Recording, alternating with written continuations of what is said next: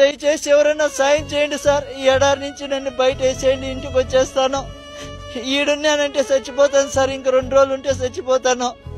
నా వల్ల కావడం లేదు సార్. చూడండి, చుట్టుకారము ఒక చెట్టు లేదు, చామ లేదు, ఒక మనిషి మాట్లాడేవాడు కూడా లేడు సార్. ఈడ నాకు కనీసం మాట్లాడిచ్చేవాడు లేడు. తిన్నావా, చచ్చినావా, ఏంపా, ఎట్లుండదు అని అడిగేవాడు లేదు సార్. నాకు నా బిడ్డలు గుర్తొస్తున్నారు, నేను బతకలేను సార్. దయచేసి ఎవరైనా నన్ను సాయం చేయండి. ఈ కోవిడ్ నుంచి నన్ను బయటపడేయండి సార్. ఏమని చెప్పినా కూడా ఏజెంట్ కూడా కానీ నా మాట వినడం లేదు సార్. డబ్బులు కట్టు అంటున్నారు. నా కాడ అంత డబ్బులు లేదు. ఏం చేసేది సార్? నేను కూలి చేసుకుంటేనే పని జరుగుతుంది. ఏదో ఇక్కడ నాకు చెప్పిండే పని వచ్చేసి వేరే, ఇక్కడ చేపిస్తాండే పనులు వేరే. ఎవరికి అడిగినా నాకే పట్టించుకోవడం లేదు సార్. నా వల్ల కావడం లేదు. ఎవరైనా దయచేసి నన్ను అటు గడ్డకైంది సార్, మీ కాళ్ళు పట్టుకుంటాను.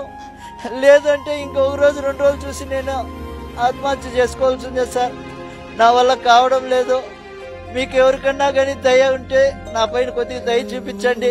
ఎందుకంటే ఇంటికి వచ్చి కూలో నాలో చేసుకునైనా బతుకుతా, కానీ ఇక్కడికైతే బతకలేను. నా వల్ల కావడం లేదు సార్.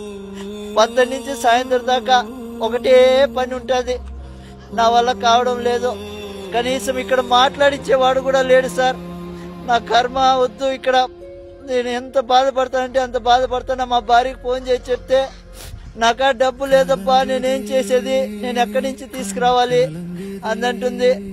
ఇంకా నేను ఇక్కడ బతకలేను సార్. నా వల్ల కావడం లేదు. దయచేసి నాకు మీద ఎవరైనా దయ చూపించండి సార్.